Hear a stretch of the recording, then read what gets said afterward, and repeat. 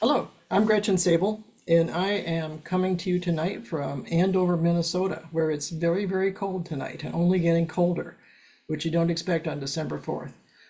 With us, we have some other presenters from Minnesota as well, so you know that we're all glad that it's a Zoom thing and we're all cozily Zooming here from our homes.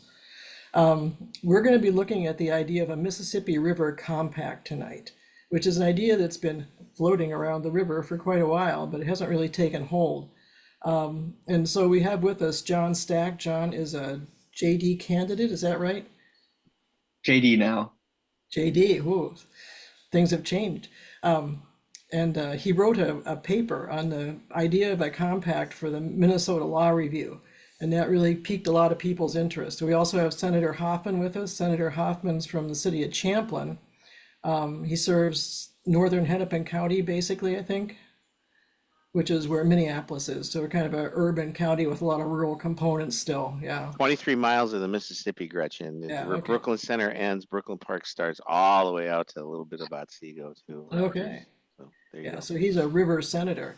And then just joining us is Mayor Dave Kleis, who's a river mayor from St. Cloud, Minnesota, where it's also probably not very warm. We were just talking about the weather. So we have Mayor Kleis, the senator, and John Stack. And John's going to go first, and he's going to talk to us about kind of the history of the compact and how it could help us and how a possible compact would be tied into the Constitution, which would make it a much more stronger, much more strong document than just an agreement between states.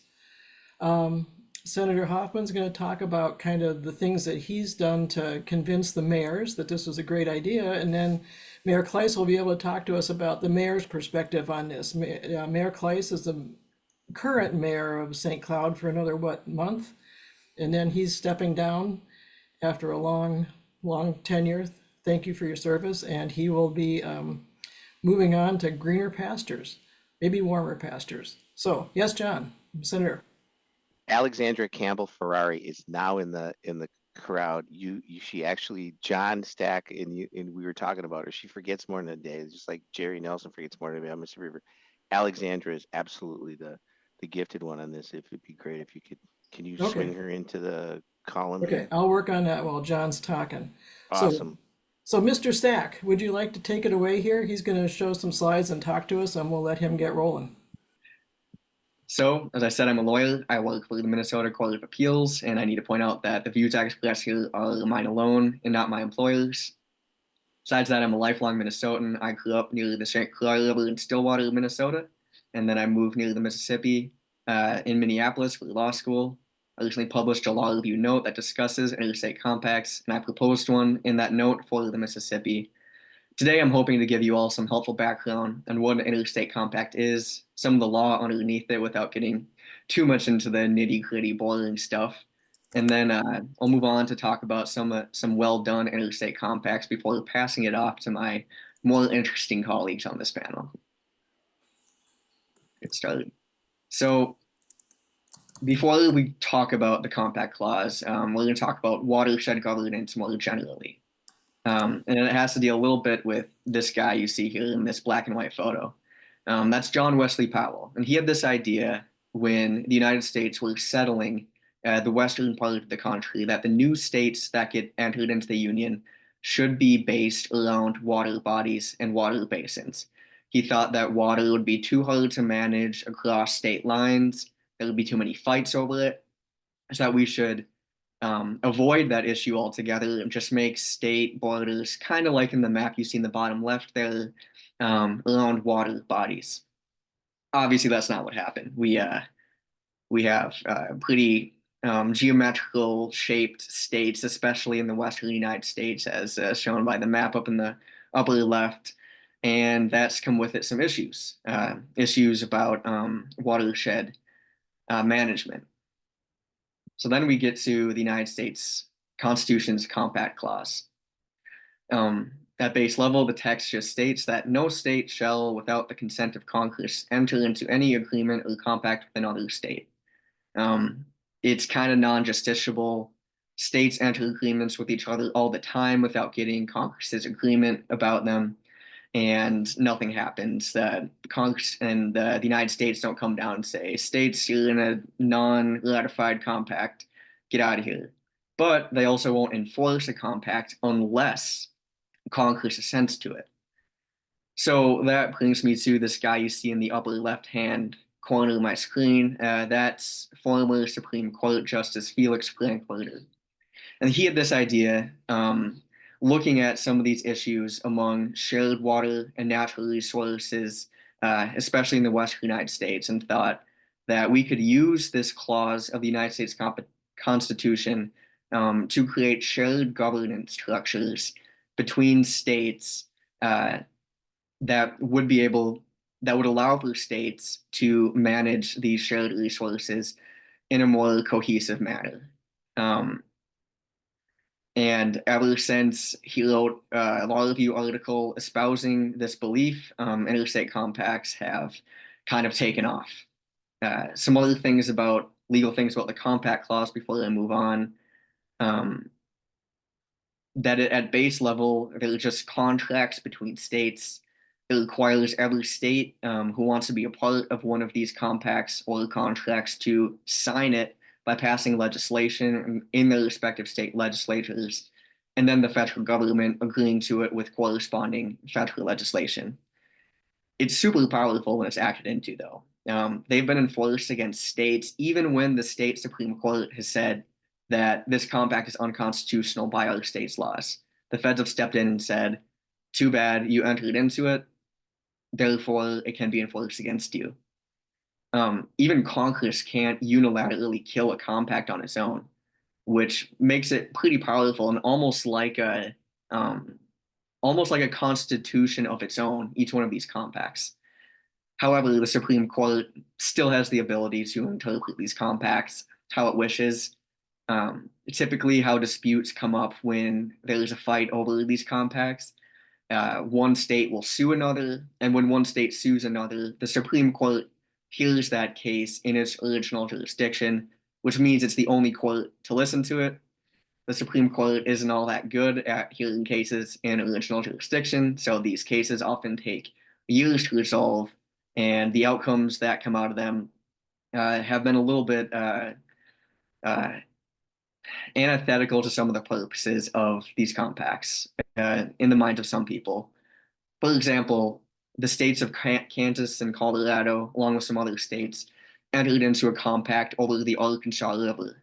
There was a fight over it, and it went up to the Supreme Court. And the Supreme Court interpreted this compact in a way that allowed the compact's purposes to be subverted, allowing Colorado to get away with some of the things they were doing by just paying money damages to the other states instead of forcing them to maintain water flows the way that some people say the compact was set up to do. So clever drafting, clarity in drafting to not allow the Supreme Court to subvert purposes of compacts is something that states who enter into compacts consider. I want to highlight a few significant water compacts that have come up over the last 100 years, beginning with maybe the most notorious water compact, the Colorado River Compact. It was signed by the states of Arizona, California, Colorado, Nevada, New Mexico, Utah, and Wyoming in 1922. The base of the compact was just to apportion water between these basin states. Obviously, the Southwest, they fight over water all the time, and the Colorado was especially being fought over at that time. However, when they apportioned the water of the Colorado in this compact, they did it in a time of water abundance.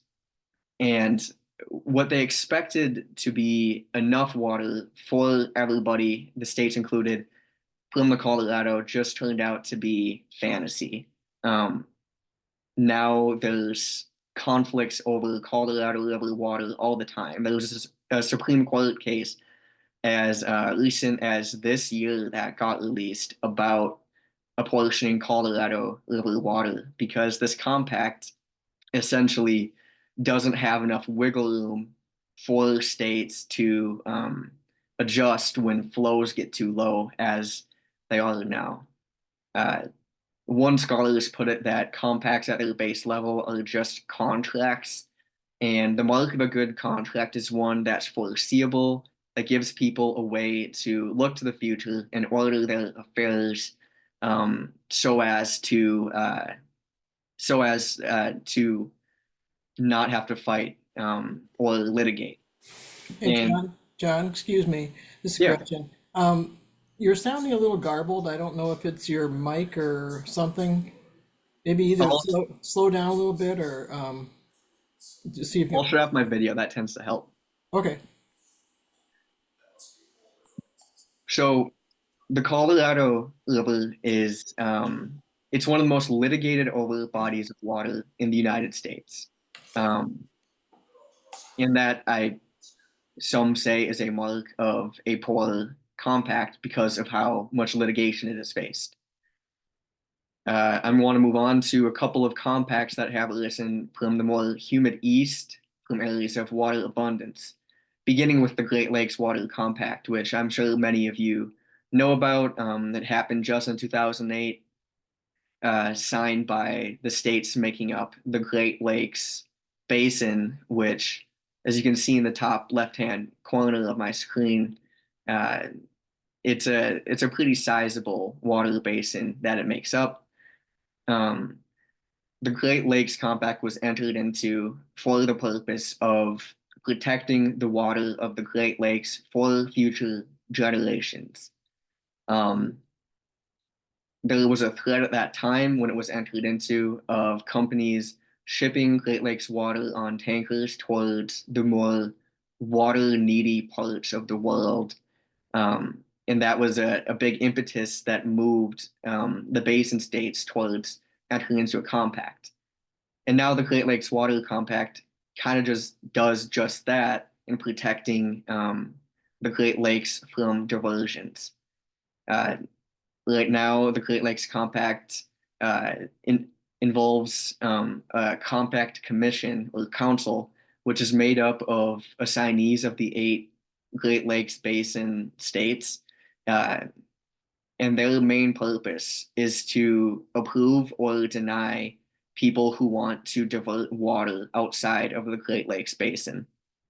So these 8 governors have to be unanimous when they approve a diversion, and only one of them is needed to veto a diversion of Great Lakes water. And so far, they've only approved one diversion of Great Lakes water, and that was for a city in Wisconsin, which was just on the border of this basin map here.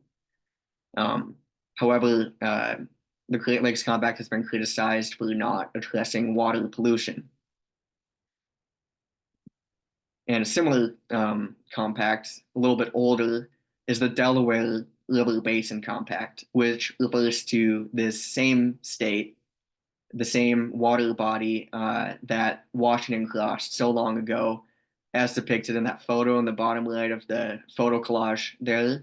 The Delaware River is only 0.4% of the nation's watershed, but it's incredibly significant in that it's a freshwater source for 15 million people, including half of New York City, and it has the largest freshwater port in the world. Before the compact was entered into, this river had no oxygen in the summer. Those of you in the audience who know about marine biology, that means pretty bad things for fish and wildlife. Essentially, not much could live there. It was so polluted that Navy pilots could smell it a mile overhead. That's pretty significant.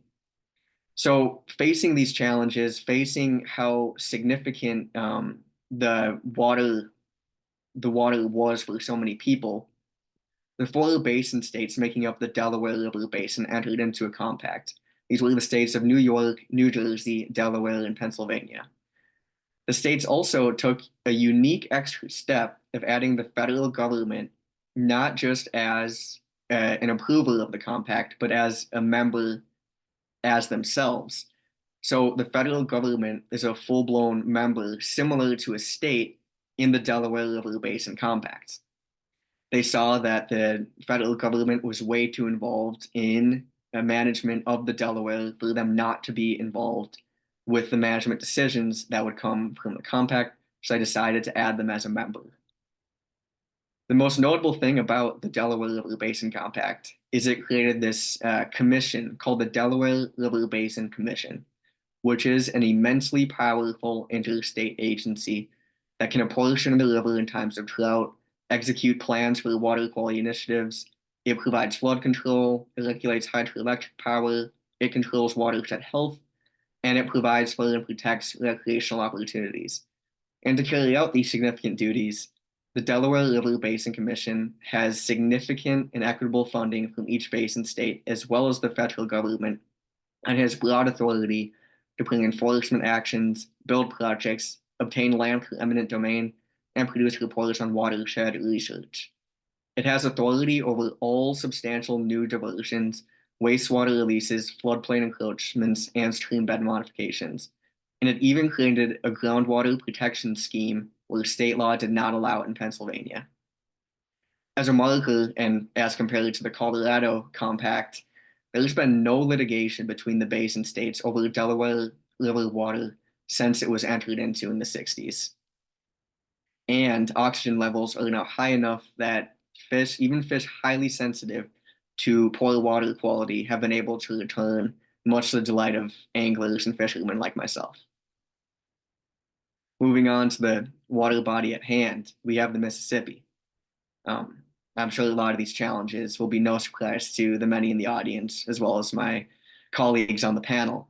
But I'll give some facts here, just because I'm amazed when I hear some of these facts, that it's the Mississippi, as depicted in the upper right-hand corner, is the third largest drainage basin for a water body in the world. If a drop of water falls in the continental United States, it has a 41% chance of ending up in the Mississippi. It makes up 31 states, 2 Canadian provinces, and 79 Indian reservations. It's a freshwater source for over 20 million people. However, it does face some challenges. For example, a dead zone grows to the size of New Hampshire in the Gulf of Mexico each summer because of nutrient pollution, which creates algal blooms in the Gulf. This is depicted in the picture in the upper left-hand corner of my screen here. There's been a significant loss of wetlands in the Mississippi Basin watershed, as well as recently there have been some threats, as shown in the drawing in the top right-hand corner of my screen, to pump its water west, where water is more needed. There have been droughts on the river recently, as shown by this grounded ship in the bottom left, as well as floods from incredibly wet winters. So too, the Mississippi might be even more exposed to management in a non-comprehensive manner, because the federal government just lost a lot of its power over the Mississippi's tributaries post the Supreme Court's decision in Sackett v. EPA, which limits the amount of water bodies that the federal government can exert power over. Before I end, I just want to point out some past attempts towards cohesive governance of the Mississippi that have been attempted.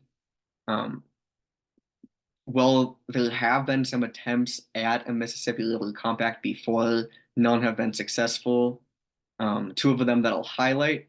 Louisiana passed one actually this century, early 2000s, to deal with pollution, but they were the only state to sign it. There was also a movement in the late 60s to create an Upper Mississippi Compact among the states of Minnesota, Iowa, Illinois, South Dakota, Indiana, Missouri, and Wisconsin. That was even considered to include the federal government as a signatory, like the Delaware Compact did. And Iowa and Illinois actually approved it, but it went nowhere else in all the other states. Right now, there are some non-compact or sub-compact organizations of states. These are all voluntary organizations that just rely on states to work together in a non-binding, almost advisory manner. These include the Upper Mississippi River Basin Association of Illinois, Iowa, Minnesota, Missouri, and Wisconsin, the Mississippi Interstate Cooperative Resource Association, which takes a wider basin approach where 28 states and federal agencies work together in a voluntary function to improve the interjurisdictional fishery and reduce aquatic invasive species. Of course, invasive carp has especially been a concern in the Mississippi in recent years. There's also the Lower Mississippi River Conservation Committee, where 6 lower basin states of Arkansas, Kentucky, Louisiana, Mississippi, Missouri, and Tennessee seek cooperative management and outreach to deal with nutrient reductions and habitat restoration. The federal government every so often also promulgates some sort of multi-state approach to help with the Mississippi. Department of Agriculture and of course the EPA have had numerous of these organizations over the past few decades. And then we also have the Mississippi River Cities and Towns Initiative, which has done great things. And I won't discuss them too further and step into Mayor Kleis's and Senator Hoffman's presentations. The argument, let me go back in time. Trevor Russell, first of all, you threw a question out there. The answer is yes, Trevor. And Whitney, I think Mr. Clark reached out. My staff had let me know that an email went out, but the answer is yes. You're going to have to help me define that. And Alexandra Campbell Ferrari is on this call too, which she works with MRCTI, and she and I both were interviewed by National Public Radio and also worked with John Stack. So the worlds are colliding here, but it started 12 years ago, Mayor and Gretchen and team, when I was first elected to the Minnesota Senate. And two things that stick in my mind. First one was sitting around a kitchen table with Denise Dietrich, who was then a state representative, and former state representative Darby Nelson, and then Jean Miriam was in that kitchen too. And they asked me, and here I am, an education guy, a human service. They asked me, well, why do we want good, clean water? It was a question, right? And I answered that, and all of a sudden they went, wrong answer, meaning you're explaining too much, right? We want clean water because we want to swim in it, we want to fish in it, we want to move our products in it, we want to drink it, we want to grow things with it, right? And I'll never forget that. And then when sessions started, prior to getting on committees, Darby Nelson came up to me and he said, John, I think you should really apply to be on environment and energy. We really need somebody who's got a Mississippi background. And I looked at Darby and I said, I don't know anything about environment at all. And I'll never forget. And Jerry, if you're listening, your husband looked at me and he said, that's all right. We're going to teach you a few things on that, right? And so it became a student then of, what does this Mississippi River really mean for all of us? And oh my God, it's the most abundant and vital freshwater resource in the world. And among those resources, right, the river plays that crucial role in supporting those things that Darby and the team were teaching me about: agriculture, industry, transportation, the ecosystem across multiple states, like John was talking about. However, there was a piece that's a critical resource that lacks. There's a lack of the comprehensive and coordinated approach. Hence, this Great Lakes Compact has that comprehensive and coordinated approach. And that's the thing that seemed to be missing in all this. And when 2008 was signed into law for the Great Lakes Compact, it became that model for that water resource management and protection. And then it showed also that there can be an example of how neighboring states can come together and can address critical issues.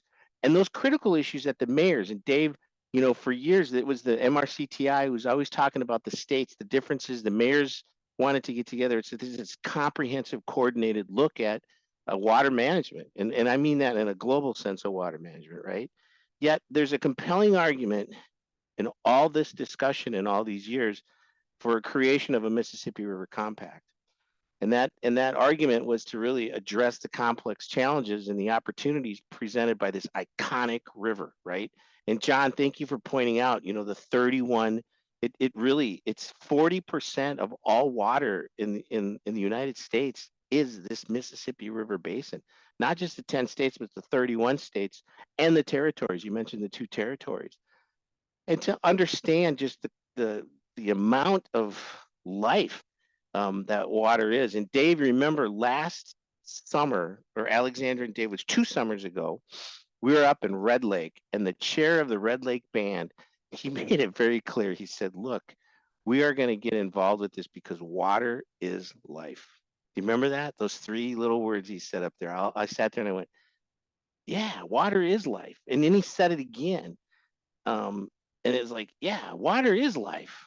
So we got to protect our water. And then I did this PowerPoint in front of the mayors, and then the mayors, Gretchen, met as a group, and they voted on, yeah, we want to be taking the lead in this whole piece. And that's where Alexandra and I did this presentation in front of those mayors. And we must have convinced them to vote yes on it, Dave. I don't know what else it would have been, but you know, you guys, when you approved that, all 102 mayors, you all said, yep, water is life. We're going to work together to see what's next. And the what's next piece is really what gets into, right? And because it takes that collaborative effort, it takes that partnership. And we go back to, well, what's been put in place? And, you know, there's that Safeguarding the Mississippi River Act, or the SMART Act, that was really kind of laying the federal groundwork that's needed to ensure that there's a unified and even approach to a system corridor scale management of the Mississippi River Valley. It's a lot of words. I think a guy from Champlin could just spell those words out.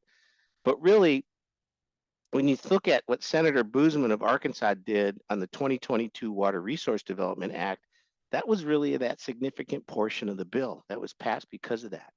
And so what does that mean for us? Well, like John was pointing out, the Mississippi River Basin, 31 states, 41% of the contiguous United States, and drains over 1.2 million square miles. That's a lot. The massive watershed really has the various ecosystems and the climate zones and the economic activities that are all surrounded in it. That's the interconnectionness within the states, within that basin. And I think an effective and equitable management of water resources is essential. You all would agree with that, right? Because that's what it's all about. Going back to the premise, water is life. And so when you really look at it, it breaks down into, and this is where the states come in. And Alexandra, if I'm missing a point or there's something that wants to do, please turn on your camera and I'll pause, and then you can start to add, because you know, what you've been doing in getting to that question of, well, what's next, right? You're really taking the lead in that. And that's something I think I want you to share with the group about what we're doing. Because here's the thing, we need to get that shared resource management put in place. There's got to be a sustainable resource management piece put in place. There's got to be conservation and sustainability. There's got to be disaster preparedness and response.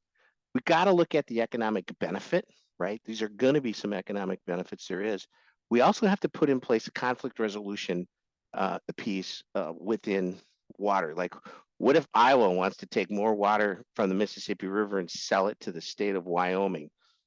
First of all, that ain't going to happen, because I don't know why. But there's got to be some kind of conflict resolution in there that is put in place, just like the Great Lakes has. It takes the public engagement.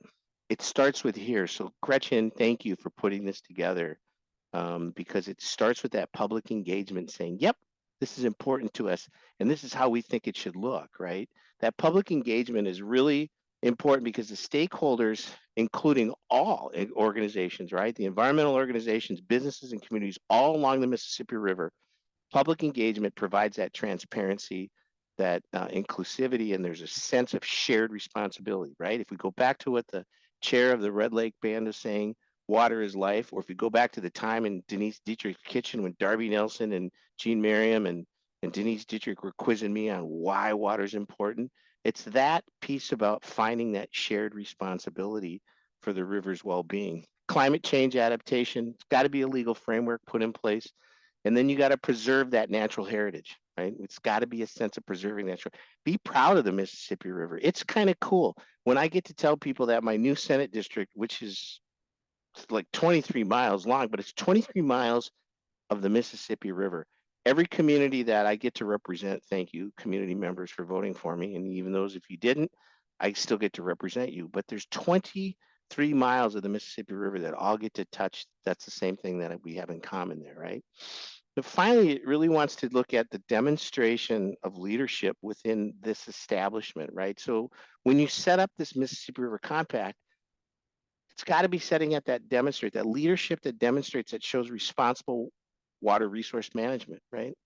And I think setting an example for other regions facing the similar challenges, it would showcase a commitment to sustainability and collaboration. What scares me about this piece in there, right, when you look at demonstrate leadership, is when you heard the stories about the Colorado River wanting to, honest to God, I'm not making this up. They wanted to put a pipe across Minnesota and put it in the river and suck the water out of the river, run it up to the mountains, Montana or wherever, and then let it naturally flow down and trickle into the Colorado River, right? True, honest to God, it's a diverting the Mississippi into the Colorado. The challenges that are there is there's a geographic impracticability, but somebody came up with that idea, right? There's an ecosystem disruption in that.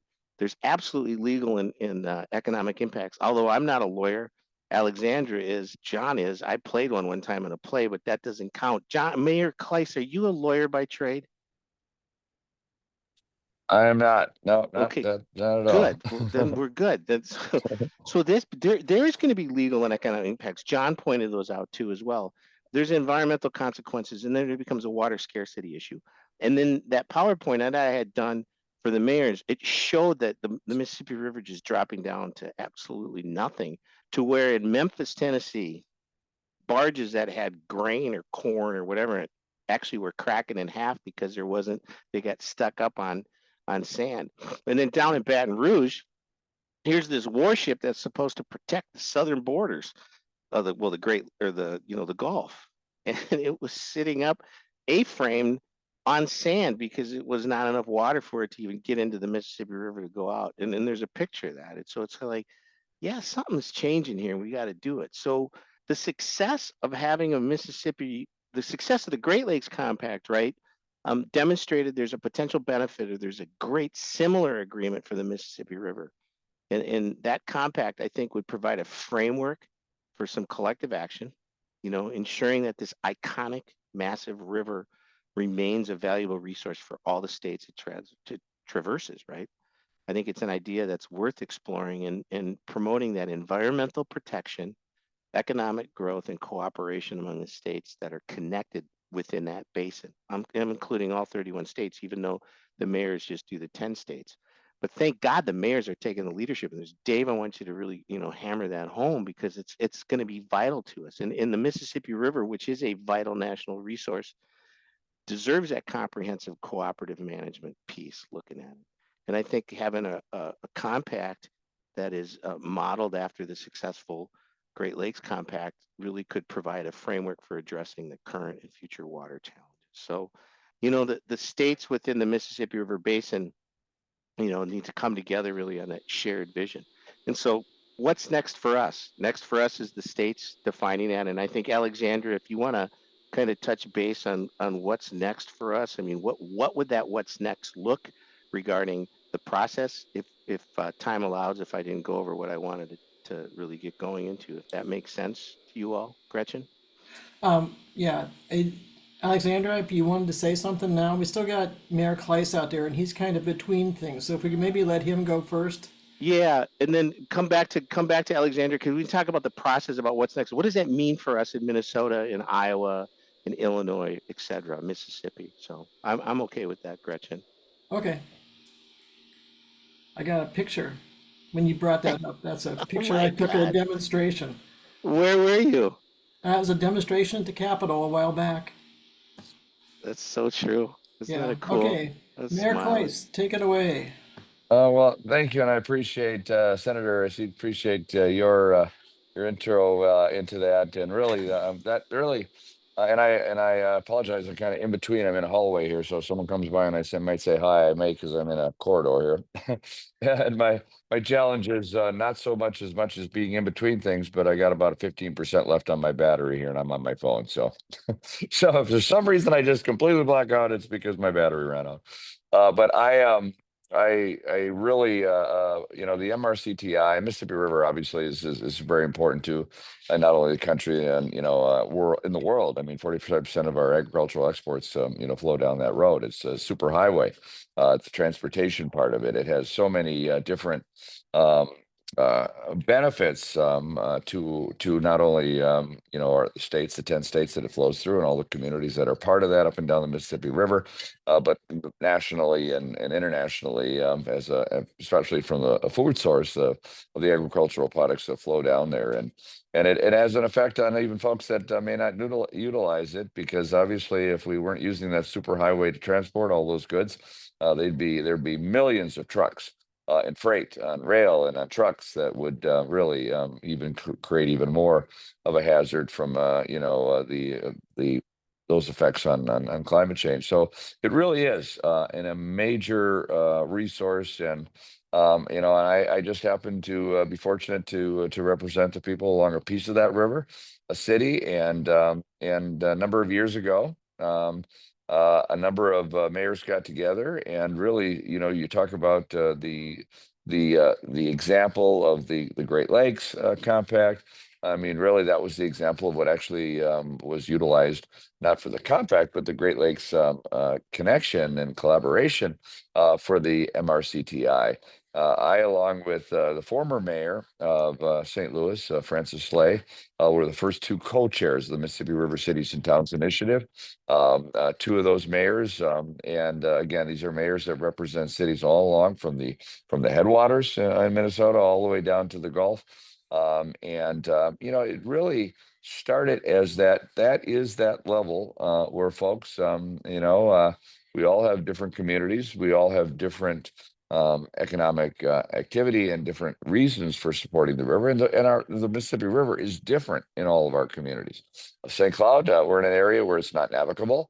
There's some dams in those areas.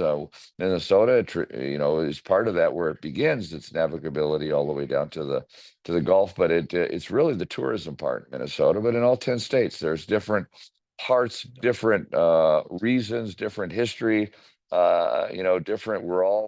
But we all are part of that one river, and I tend to be as I'm actually retiring as mayor. 20 years I've been mayor here in St. Cloud, Minnesota, and that in January of next month will be my last month retiring at that point. Of course, there'll be a new mayor, hopefully, and I'm confident that individual will be part of the Mississippi River Cities and Towns Initiative. I think I'm the last member of the original group when Francis Slay and I were mayors as the founding co-chairs of that organization, and I think I'm the last one that has left office, but I know a lot of the folks are still part of it. Colin Wellenkamp is the one who called me originally, and I don't know if he's somewhere watching on this call, but congratulations to him. Now he's part of the legislature in Missouri, I guess, and so congratulations to him. He was really kind of the impetus and really been the leader in this group. But we, as far as the compact goes, again, there's a lot of different reasons we're part of this, but we all are on that same river, and it's important to all of our communities for different reasons. So it's a matter of that collaboration. And I think I've learned, Senator. I served in the Minnesota Senate before I became mayor, and I think, as you know, most things become local, whether it's a state issue or national issue. It tends to be the accessibility, and that tends to be the folks at that local level. I realized that from that transition 20 years ago from Senate to mayor, and so that's where a lot of that discussion is. But we all believe in that one resource, and that extremely important resource from so many different ways, from the environmental piece of it to the watershed to the drinking water. We're one of the first cities that gets this drinking water. And we're one of the first cities also that takes that drinking water, puts that back in. So it's important for us to make sure that the water we put back in the river is clean, and in our case, it's cleaner than it went in. But also that the issue of navigability and the challenges we have with climate, from droughts to floods to all kinds of issues. So it's a collaborative effort. 2 years ago in September, we signed that agreement, moving towards that compact as mayors of these communities to work on a common goal of having a compact up and down, utilizing those 10 states, and really appreciate Senator, your work. And again, it's going to take all those takes, but it takes you know, you don't have to reinvent things. The Great Lakes Compact and some of the other decisions that have been made. You know, this is a very important natural resource. It's an important to the lifeblood, and you're right.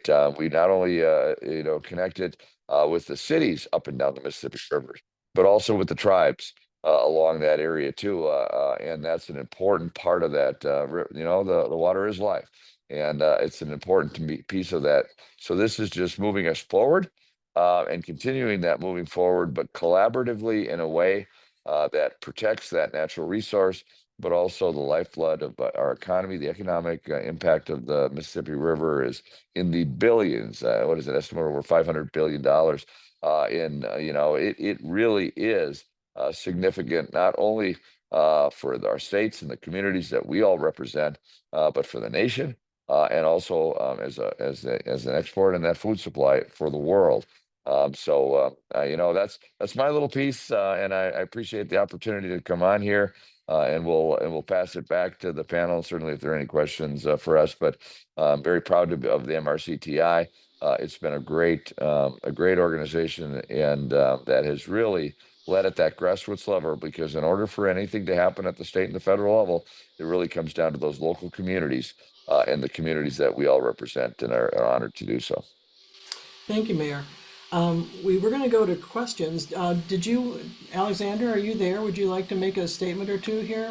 Well, and people can put their questions in the Q&A. We have at least one in there now, but we can do more. Hi, Gretchen. Hey, did you turn your camera on too?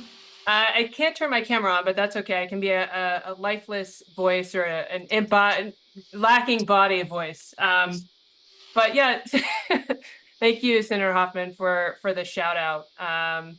So just I won't take up too much of your time. I know there's been a lot shared, but one of the things that I'll just I'll throw out there is that the mayors, and so my organization, the Center for Water Security and Cooperation, is a group of water lawyers, and we work internationally to build the legal frameworks that protect our water resources. And so we've been working with MRCTI for almost a decade now to kind of build the impetus and the political will for focusing on this issue.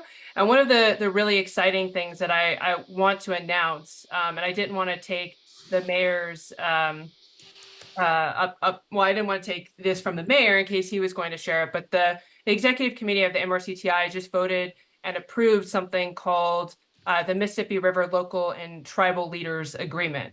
So what the mayors have decided to do is to take their own step forward in committing to protect the Mississippi River. And this is really a first of its kind agreement where the mayors at the local level are saying, look, you know, we experienced the first and worst impacts of the river. We experienced the challenges and wonders of the Mississippi River. And so we're going to take those first steps and show our state and federal leaders that there's a lot that we can do, but then use that to build the interest around an interstate water compact.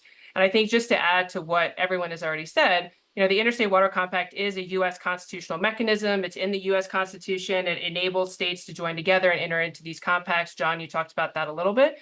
And it's a really powerful mechanism and powerful legal tool. One of the challenges I would say is that, you know, this kind of compact has not been done ever in terms of the Mississippi River across 10 states. And so this is just, it's a tremendously challenging task. And that's why the mayor said, look, you know, we have to demonstrate that leadership ourselves. And so they, as MRCTI, and then in their individual capacity, will be working to not only adopt and approve the agreement, but also to implement it. And by making different commitments for what they can do to protect and steward the river. And again, demonstrate that collaboration and cooperation up and down the river. So I just wanted to give MRCTI and the mayors a shout out in that way, because they're not just saying that they're interested in this, they're actually acting and demonstrating their leadership in collaboration and cooperation. And I think that's something that should be applauded, but also really discussed and talked about, that this is a locally led initiative and that there's a lot that mayors and local governments can do to protect the river, and that they are leading this charge. So I'll leave it there, but thanks so much for having me join. I'll leave it there. That's probably one of the biggest aha, yeehaw, way to go moments in this discussion of the Mississippi compact discussion. Way to go, Alexandra. Congratulations. That's Yeah, what a great Alexandra. thing to have all the mayors, the executive board. Now this truly is a local thing, Gretchen, and that's kind of cool. So Yeah. Yeah, I was gonna say, Alexandra, if you wouldn't mind, I would like to talk with you later and we'll do a story on the blog and put that in our newsletter to go along with this presentation so that people are aware of the latest that's happening. Absolutely. Be happy to. Thank you. Good, thanks. I got one question here. Put my glasses on. Huh. How might tribal nations be included in the compact development process? And do you foresee tribal nations being signatories? yeah. Um, the answer is yes and yes. I mean, David and Alexandria, I remember 2 summers ago, the 3 tribes, Trevor, of the upper Mississippi, signed into agreement to work with MRCTI. And in Minnesota, it's really not like the rest of the Mississippi River when it comes to the how the tribes are intervening within there. But the answer is yes and yes. Alexandra, Mayor, you want to validate that or not validate that? But Yeah, yeah, that's well, absolutely. That's what happened, as I mentioned, September of 2023. We did that in Bemidji. That was when we brought together for the first time the MRCTI. Of course, the mayors up and down joined forces, and that led to that agreement. Again, taking action at the local level. That's exactly why the mayors formed the MRCTI a number of years ago, really, and then really bringing in the tribes and the tribal governments along that area. Was a big significant piece. So we did that, and yeah, it was in Bemidji. I think you chatted a little bit, but that was 2023 September to bring that in. So yes, a very important part and really essential when you look at any type of agreement along the Mississippi River. does that answer it, Trevor? I mean that, and absolutely. The more one of the things that's really necessary about when you start to do getting to the drafting the proportional proposals, you need to assess the current stakeholder engagement and consensus building that needs to be out there. We all have to be driven by the same value of what we want to do and seeing what the mayors just did, Trevor, I think gets us to that. But we started to check the boxes, convening those initial meetings, getting the 3 tribes from the upper Mississippi to absolutely be 100% a part of this conversation was a good first movement in that. So I don't see anything changing or doing anything different. Yeah, another question here. How might you see our group, the League of Women Voters Upper Mississippi River Region, work with the MRCTI to help this?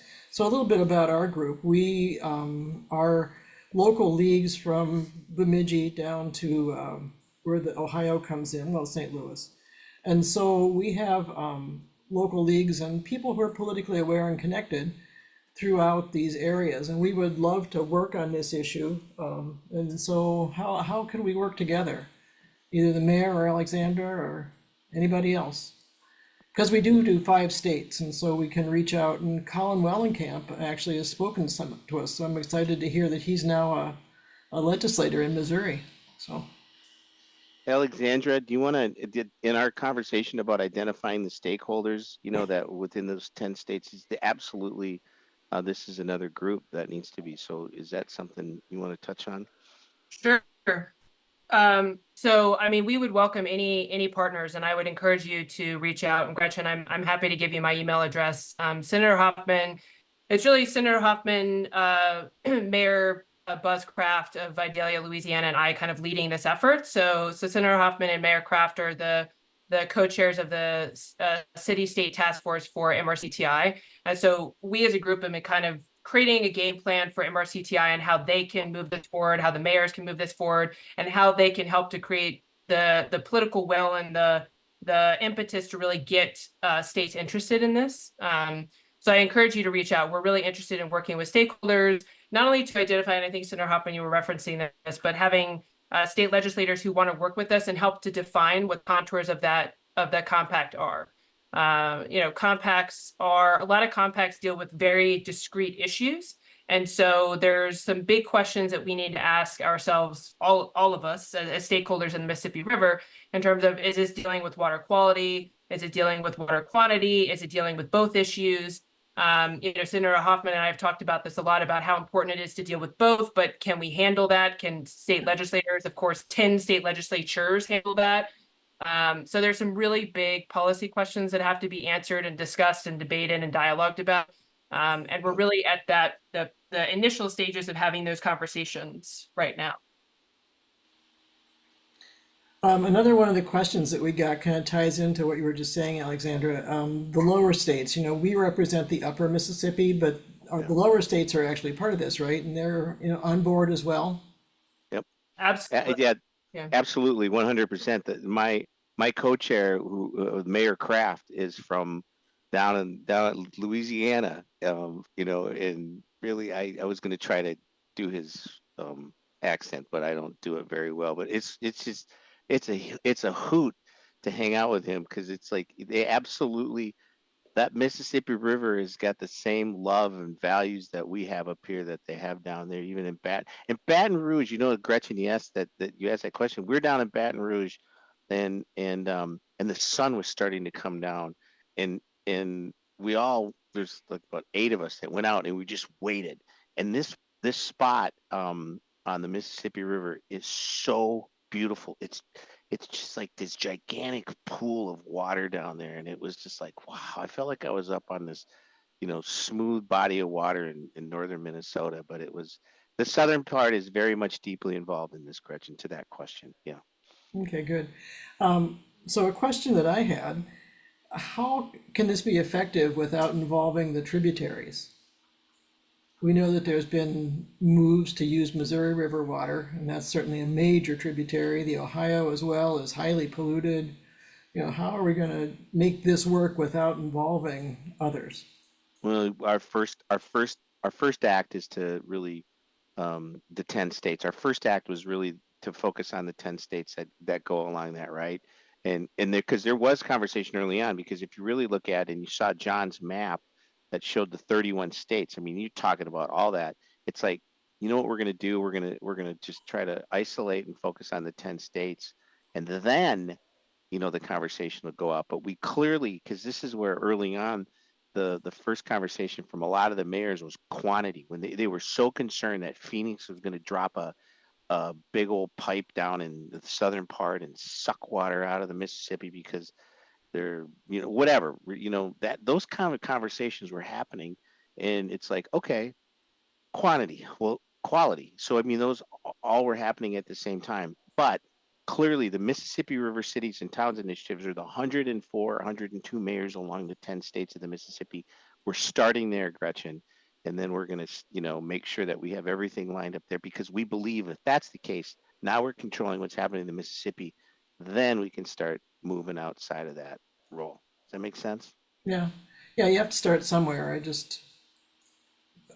I wouldn't want to declare success prematurely. Oh no, we know the battles, and it's a long, and it's amazing about this. We went and Alexandra lost internet connection, so she doesn't have audio anymore, just an FYI, but she can see us, so we can wave at her. The conversations, the Great Lakes people have been involved in this conversation. Lessons learned, we want to know what if you were doing this. I mean, these are the kind of questions we're asking them. What would you do differently, right?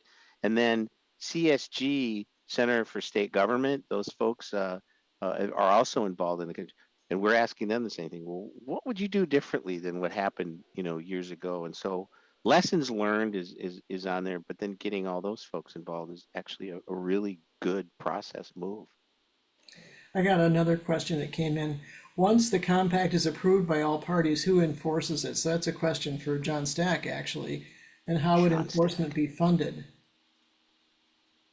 Council? Right. I think that depends on the state and the compact. A compact like the Colorado Compact essentially is enforced by the states suing one another.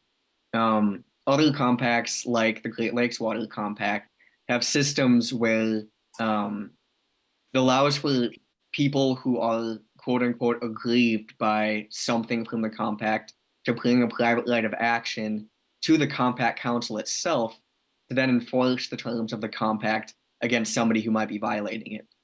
So one thing that I see, another question that kind of touches on this idea too, that comes up with compacts is that people haven't really hit the outer bounds of what you can do with a compact quite yet.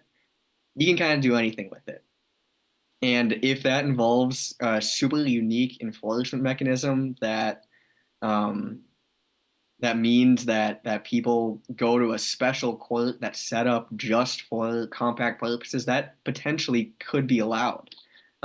There's been states just haven't gotten as creative to find what that outer bound is. So in an annoying lawyer answer, I'd say it depends.